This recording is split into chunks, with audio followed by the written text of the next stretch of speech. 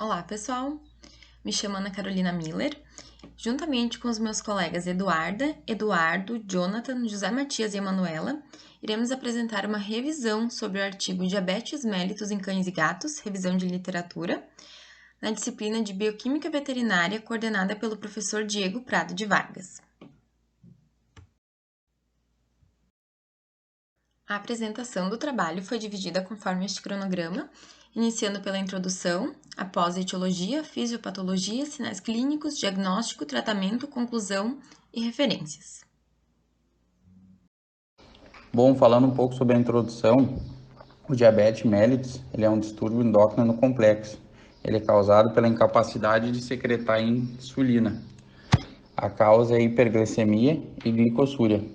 Ela tem como sinais clínicos a poliúria, polidipsia, polifagia e a perda de peso. Essa doença é bastante comum em cães, acometendo cerca de 5% deles, e ela é menos frequente em gatos.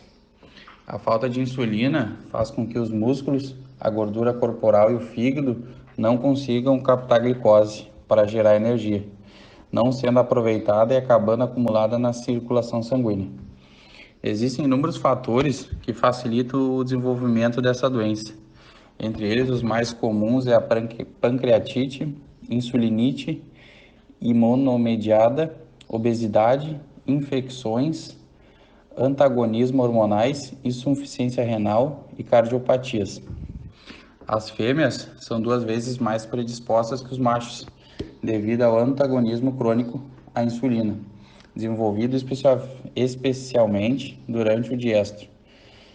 Cães de pequeno porte apresentam uma maior incidência em desenvolver a doença. A maioria dos animais apresentam entre 4 a 14 anos de idade no momento em que a enfermidade é diagnosticada.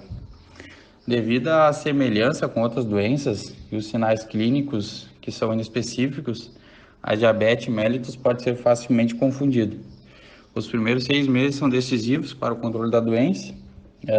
Alguns estudos relatam que a mortabilidade de quase 50% dos cães diabéticos e que as principais causas de morte são decorrentes de cetoacidose diabética severa, insuficiência renal, pancreatite e por tratamento inadequado, devido a retardo e dificuldades no diagnóstico.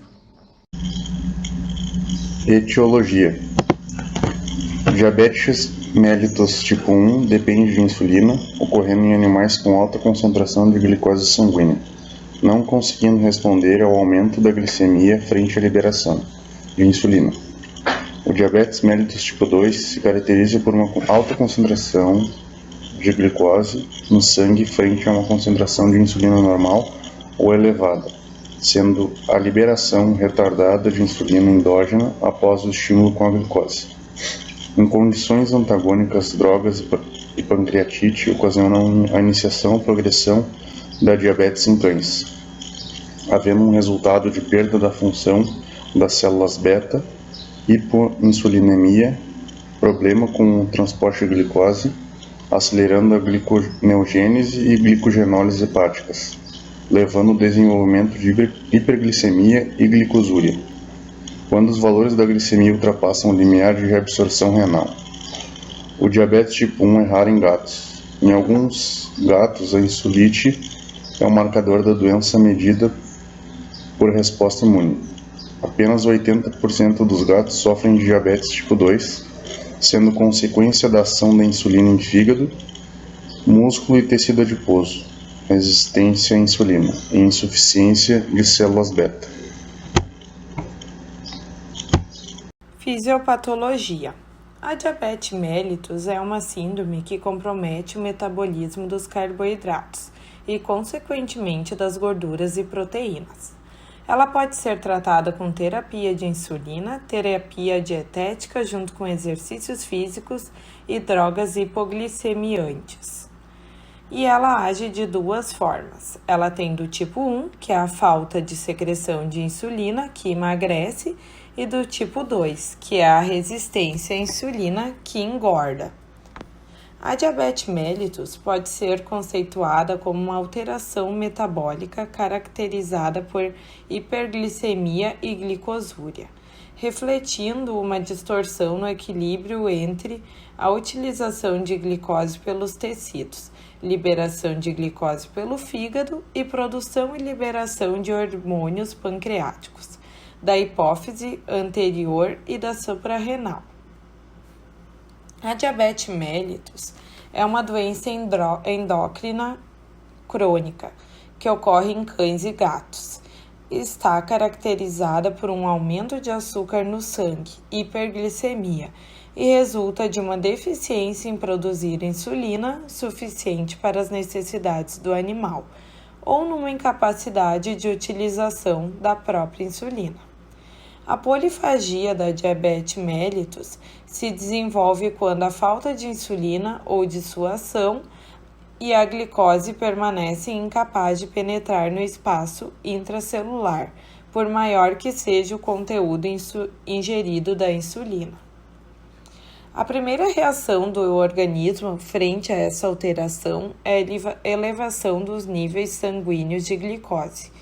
Como essa alteração, rotas metabólicas de neoglicogênese são estimuladas como tentativa de manter um aporte energético celular, e a presença de glicose no líquido intersticial aos poucos supera a capacidade de reabsorção tubular, levando a um efeito nefrotubular osmótico, surgindo o primeiro sinal clínico da diabetes mellitus, que é a poliúria com glicosúria associada. Devemos lembrar que existem outras enfermidades que causam a glicosúria, tal como hiperadenocortismo, insuficiência renal e síndrome de Fanconi. Além dos sinais falados anteriormente, dos primeiros sinais causados pela diabetes mellitus, como hiperglicemia e glicosúria, temos a diurese excessiva, sede excessiva, fome excessiva, às vezes rápida perda de peso e cetonemia ou cetonúria. Esses são outros sinais que a diabetes mellitus pode causar. Os sinais clínicos, então, caracterizam-se inicialmente pela poliuria, que é a micção excessiva, polidipsia compensatória, caracterizada pelo consumo de água a fim de compensar o que está sendo eliminado, polifagia, alimentação excessiva e perda de peso. Ocorre cegueira repentina devido à formação de uma catarata, lipidose hepática, que é o excesso de gordura no fígado, e consequente hepatomegalia, que é o aumento do fígado, a incapacidade de reabsorver a glicose, ocasionando a glicosúria, e há também incapacidade da insulina remover o açúcar da corrente sanguínea, provocando a hiperglicemia e a glicose, por sua vez, sendo eliminada pela urina. Há também desidratação, ocasionada em níveis mais elevados de glicose. A desidratação ocorre pois a dificuldade na difusão da glicose nos poros da membrana celular e pressão osmótica aumentada nos líquidos extracelulares, provocando a saída de água para fora da célula. Ocorrência de aterosclerose, que é o acúmulo de placas de colesterol nas paredes das artérias, causando obstrução do fluxo sanguíneo em cães com diabetes mellitus. Em gatos, observa-se os sinais clínicos clássicos da diabetes, porém, cerca de 10% apresentam neuropatia diabética, que é um distúrbio nervoso causado pela diabetes, causando também dificuldade em saltar e fraqueza nos membros posteriores.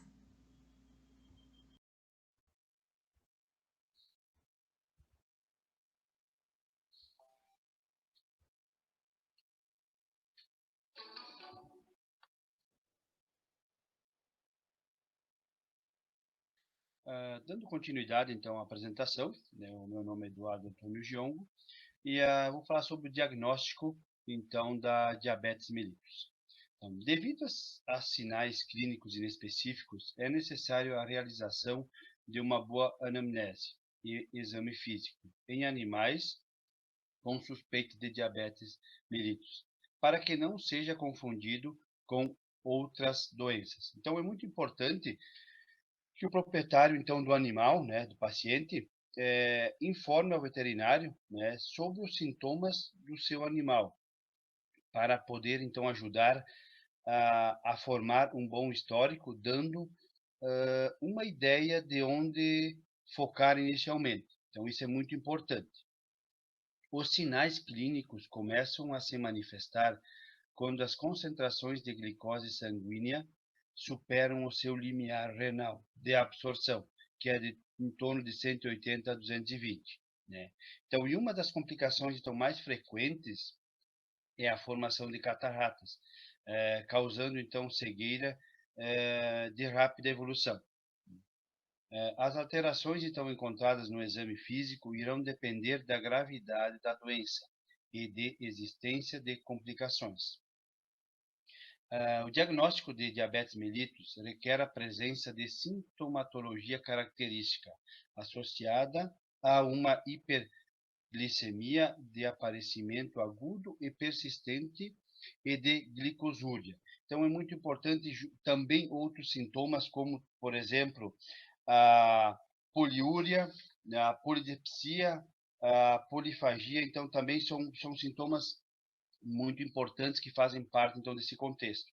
Então a poliúria, então o que é a poliúria? É o aumento anormal da urina, né? De urina. A polidipsia, então é o aumento da ingestão de água para compensar a poliúria, né?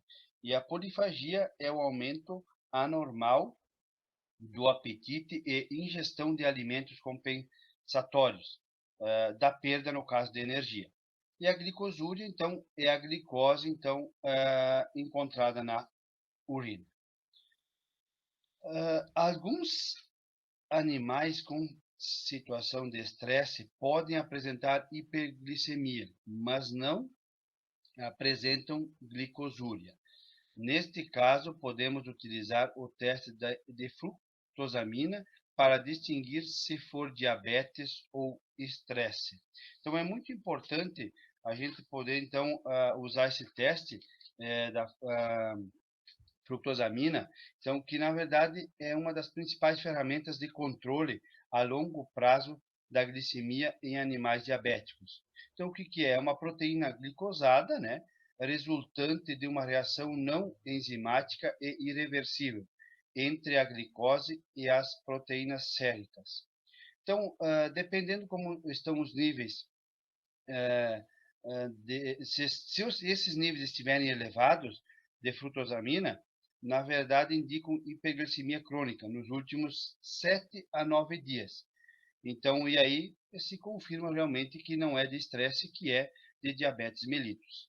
E é um teste, esse teste é um teste, além de ser prático, ele é um teste rápido, fácil e econômico. Então, para controle da glicemia em pacientes diabéticos. Então, seria, da minha parte, seria isso aí. Passo para o próximo colega.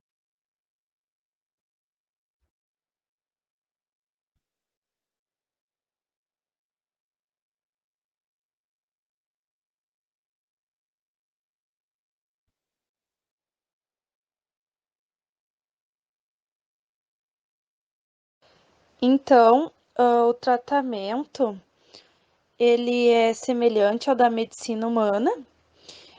E o principal objetivo desse tratamento, então, é minimizar os sintomas clínicos, já que não há cura para a doença, né? Normalmente, é a aplicação de insulina, então, o tratamento, administrado 2 vezes por dia em intervalo de 12 horas. Modificações dietéticas, perda de peso em animais obesos, exercício moderado em cães e medicamentos hipoglicemiantes orais em gatos. O resultado satisfatório, então, do tratamento se dá pela manutenção de um peso corporal estável e melhora dos sinais clínicos, tais como polidipsia, poliúria, polifagia, juntamente com a prevenção de cetose ou hipoglicemia. Atualmente, a insulina NPH é a forma mais usada. E após a administração, então, dessa insulina, o início da ação nos cães ocorre aproximadamente após 1 a 3 horas. O pico na corrente sanguínea acontece entre 4 a 8 horas e a duração total deste efeito é de 12 a 24 horas. O uso da insulina regular é escolhido em caso de cetoacidose diabética, pois possui ação rápida e forte. A meia-vida da insulina regular, então, administrada pela via intramuscular é de 2 horas. Usar em baixas doses mostra-se um método efetivo e seguro no tratamento de cetoacidose diabética. O uso da insulina, então, ele não é indicado em cães e gatos com doença subclínica, sem que a hiperglicemia e glicossúria se agravem. As insulinas aprovadas em uso de cães e gatos são, então, a insulina lenta, porcina, que ajuda a minimizar a hiperglicemia pós-prandial, e a insulina recombinante humana de protamina zinco, ação mais prolongada. E é aprovada para uso em gatos daí. A insulina glargina também é recomendada para gatos por possuir um efeito mais prolongado sem um pico de ação. Outra opção de tratamento é o uso de hormônios, como incretinas, com o intuito de regular os níveis de glicose no sangue e estimular a secreção de insulina dependente de glicose. As duas principais incretinas são o polipeptídeo inibitório gástrico e peptídeo 1 tipo glucagon. A incretina mais usada é a GLP-1, que essa, então, estimula a secreção de insulina, suprime a liberação de glucagon, diminui o esvaziamento gástrico, melhora a sensibilidade à insulina e reduz o consumo de alimentos. A resistência à insulina, associada à gravidez em humanos e cães, então ela ocorre em resposta à supressão do transporte de glicose intracelular e sua crescente concentração no sangue. Progesterona, estradiol, hormônio do crescimento, lactogênio placentário e citocinas placentárias são antagonistas da insulina, sendo o melhor tratamento para a resistência à insulina devido à progesterona, então, é a castração. Gatos com diabetes mellitus subclínica podem atingir euglicemia sem o uso de insulina através apenas de um controle dietético. O uso do mesmo adequado permite atingir e manter a condição corporal ideal do animal. As refeições, então, desse animal, né, elas têm que ser cronometradas para que a atividade da insulina, as refeições, então, nos gatos devem ser cronometradas para que a atividade da insulina exógena ocorra durante o período pós-prandial, a fim que ocorra a manutenção corporal ou a perda de peso em diabéticos obesos. Normalizar o peso corporal, aumentar a massa muscular e estabilizar o metabolismo e insulina. Elevados níveis de fibras solúveis e insolúveis na dieta pode ajudar no controle glicêmico através da redução pós-prandial da hiperglicemia. A alimentação com restrição de gordura são recomendadas para todos os cães diabéticos, pois melhoram a acessibilidade à insulina, o que leva à perda de peso indesejável. A alimentação adequada possui níveis mais altos de proteína, podendo ter níveis baixos para cães diabéticos com microalbuminúria. Além disso, exercício diário ajuda a promover a perda de peso e reduzir concentrações de glicose sérica secundária para o aumento de utilização de glicose. Exercícios 2 vezes por dia após a alimentação é ideal para minimizar a hiperglicemia pós-prandial. A conclusão, por fim, é uma doença complexa e progressiva Ela possui diversas origens e seu tratamento é contínuo com o objetivo de minimizar os sinais clínicos, tendo em vista que a doença não a cura. Estas foram as referências utilizadas para a construção do artigo em si. Agradecemos a atenção de todos. Qualquer dúvida pode ser enviada para o e-mail abaixo no slide.